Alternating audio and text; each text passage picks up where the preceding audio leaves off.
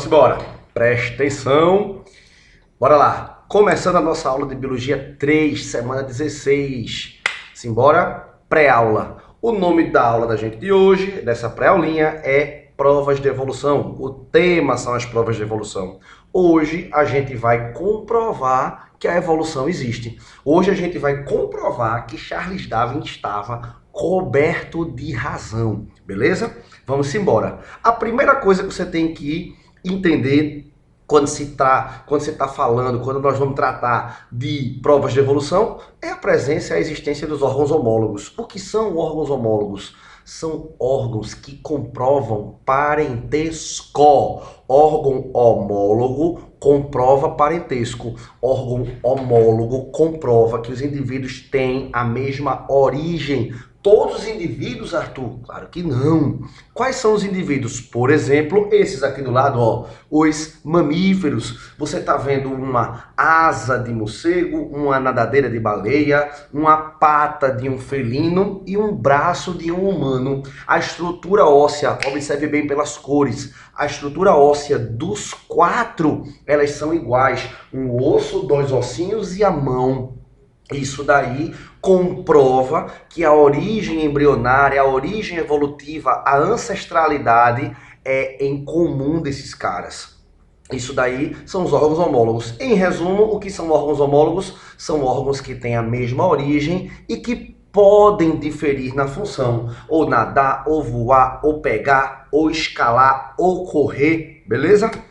E os órgãos análogos? Também são provas de evolução, só que órgãos análogos, como esses aqui do nosso lado esquerdo, são órgãos que não têm a mesma origem, mas eles têm a mesma função, provando que a seleção natural é real e atua. Por quê? Porque para conseguir se deslocar no ar, eu preciso de asas. Seja eu um mamífero, seja eu uma ave, ou seja eu um inseto.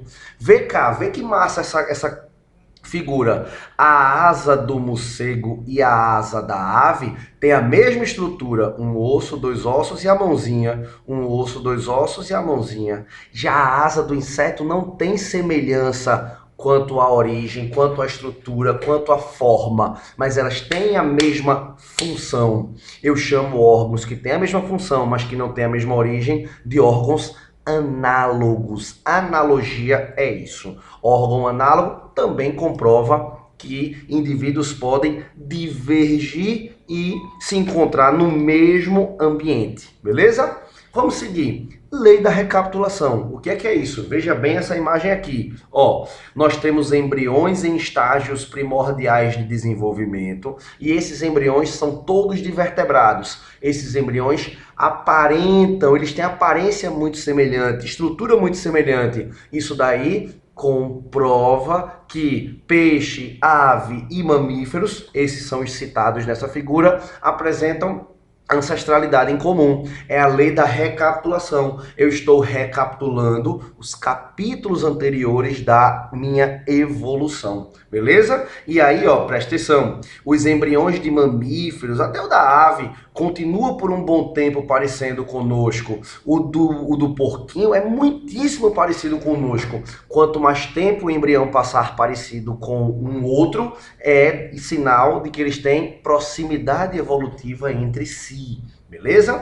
Vamos seguir. Órgãos vestigiais são outra prova de evolução. O que são órgãos vestigiais? São órgãos que, ao longo da evolução, ao longo do curso da evolução, eles perderam a função. Quais são esses órgãos? O cóccix. O cóccix é um ossinho ele está na porção final da nossa coluna vertebral. Ele é o resquício de uma cauda que um dia nós tivemos. Nós, não, um ancestral da gente. Beleza? Então, o cóccix é um órgão vestigial, provando, é um rastro de que passamos por um ancestral com cauda. Beleza? O que mais? O apêndice vermiforme, que um dia em algum ancestral nosso foi um seco gástrico para fazer a digestão de celulose. Hoje a gente não tem mais. Olha aqui o seco gástrico, ó, chamado de apêndice vermiforme, com a forma de verme. A gente tem aqui, ó, presta atenção, ó, Aqui, ó, uma preguinha, tá vendo? Uma prega semilunar. Essa prega aqui, alguns ancestrais da gente tinham uma terceira pálpebra. Réptil tem essa terceira pálpebra. Mamíferos descendem de répteis, beleza? E aí, essa terceira pálpebra que a gente tem aqui não existe mais na gente. Ficou só o resquício, ficou só o vestígio dela. E um outro também muito interessante é o músculo que está aqui, ó, que movimenta a orelha, o músculo da orelha, o retroauricular. Esse músculo perdeu a função da gente. A gente não consegue mexer a orelha como, por exemplo, um coelho mexe, como um cavalo mexe, como uma vaca mexe. A gente perdeu essa função, beleza? Então, esse músculo permanece atrofiado, é um órgão vestigial, é um vestígio da evolução. Vamos seguir. Fósseis também são órgãos não, também são estruturas que comprovam, são provas de evolução. Por quê? Porque muitas vezes aquele fóssil mostra como era o réptil, como era a ave, como era o indivíduo tempos atrás, comprovando que as espécies estão em constante mudança, elas não são estáticas, elas não são fixas. Então os fósseis fazem, eles comprovam, eles indicam exatamente isso, que com eles a gente consegue descrever ou tentar entender o curso da evolução com as espécies extintas que foram fossilizadas. E também existem como provas de evolução as provas bioquímicas. O que seriam provas bioquímicas? Essa figura tá massa, velho. Olha pra cá, presta atenção. Nessa figura existe o gibão, orangotango, gorila, homem, bonobo e chimpanzé. Essa galera aqui são os primatas, beleza? Perceba, qual desses primatas é o mais distante da gente? É o gibão, que se separou da gente há mais ou menos 15 milhões de anos atrás, que desgarrou da árvore dos demais primatas. Esse cara se separou há 10 milhões de anos atrás e ele tem mais ou menos 5 a 4% de diferença do DNA. Vê que legal. A gente tem 96% de semelhança com o nosso DNA, tem 96% de semelhança com o DNA de um gibão. Nós somos muito mais semelhantes do que diferentes. E aí, ó, quanto mais recente tenha sido essa separação na evolução, maior é a semelhança. Olha para cá. O grupo que se separou da gente por último é o grupo do bonobo e do chimpanzé. Esses caras se separaram há menos de 5 milhões de anos do grupo dos homens e por isso apresentam uma menor quantidade de diferença, ou seja, uma maior semelhança. A gente acumula apenas 2% de diferença com os chimpanzés. Eles são muito próximos da gente. Isso é uma prova bioquímica, é uma prova genética, é uma prova utilizando o DNA, comprovando a evolução. Essa semelhança é uma prova irrefutável da evolução. Vamos seguir. Primeira questão da gente. Bora lá. Um tubarão e um golfinho possuem muitas semelhanças morfológicas. Embora pertençam a grupos distintos, o tubarão é um peixe e respira por brânquias, e suas nadadeiras são suportadas por cartilagens. O golfinho é um mamífero, respira o ar por pulmões, e suas nadadeiras escondem ossos semelhantes aos nossos, membros superiores, homologia. Portanto, ouça, a semelhança morfológica existente entre os dois não revela parentesco. A nadadeira de um golfinho não tem semelhança morfológica com a nadadeira de um tubarão. Não revela parentesco, não revela que eles são parentes.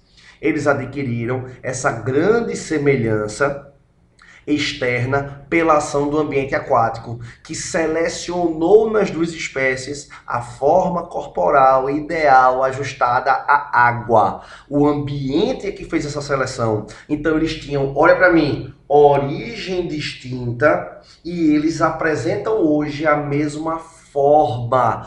Houve uma, portanto, convergência adaptativa. O conceito de convergência é exatamente esse, o dos órgãos análogos. São órgãos que não têm a mesma origem e que têm a mesma função. Gabarito, letra D de dado.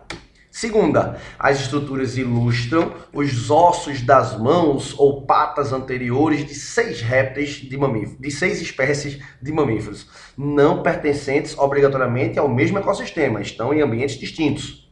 A transformação evolutiva de tais estruturas ao longo das gerações Ocorre em função de quê? O que é que vai selecionando diferentes estruturas? A seleção indica uma evidência evolutiva denominada. Lembra-se que ele falou que eram todos de mamíferos? Se eram todos mamíferos, isso é um indicativo de homologia.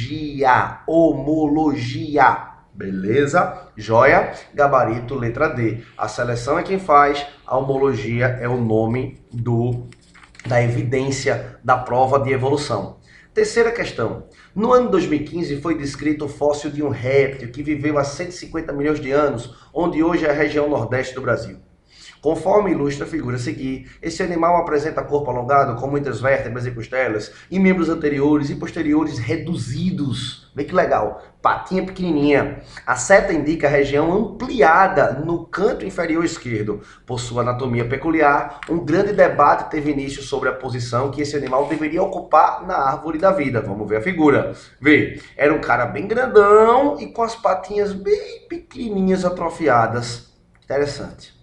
Sabe-se que os lagartos, que geralmente têm membros, e as serpentes, que são ápodes, ápodes é sem patas, sem pés, geralmente são ápodes, que vivem atualmente têm um ancestral em comum. Sendo assim, o organismo ilustrado na figura, presta atenção, ele está dizendo que ele tinha cara de réptil com patas pequenas, um aspecto de cobra, só que com pata de lagarto. Deve ser alguém que está aí no meio deles dois. Vamos procurar a resposta. Vamos ler de novo o fim do enunciado, porque é importante para complementar o raciocínio. Sendo assim, o organismo ilustrado na figura não pode pertencer à linhagem evolutiva das serpentes.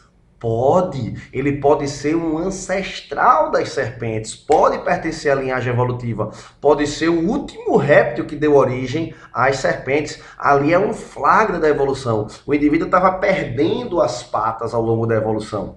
Letra B, não pode pertencer à linhagem evolutiva das serpentes. Mesma coisa. Letra C, pode pertencer à linhagem das serpentes, sendo que seu ancestral comum com os lagartos possuía membros, depois perdidos por processos evolutivos, originando as serpentes ápodas sem patas atuais.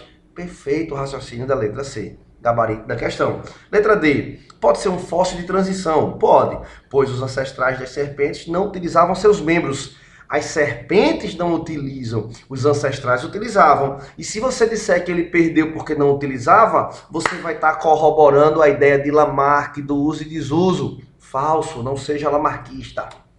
Quarta, leia o texto. Vamos ler. Os animais não podem digerir a celulose sem a ajuda de bactérias. E muitos vertebrados reservam um beco sem saída no intestino, o ceco, que abriga esses micro-organismos.